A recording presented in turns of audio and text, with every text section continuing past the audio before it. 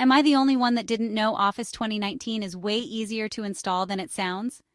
Seriously, you just need a few minutes and your product key. Here's how it's done step by step. Before you start, make sure your computer has Windows 10 or newer. Also, uninstall any old versions of Office. That helps avoid weird glitches. Got your product key and Microsoft account ready? Awesome. First, open your browser and go to setup.office.com. Sign in with your Microsoft account. No account? No problem. You can make one right there. Next, enter your 25-digit product key. Choose your country and language, then hit Next. You'll see a download button. Click it. Pick 64-bit unless you know you need 32-bit. Once it's downloaded, double-click the installer in your Downloads folder. Follow the prompts. When you're done, open Word or Excel and sign in. That's it. Office 2019 is ready to go. Quick tip: if you get stuck, check Microsoft's support site.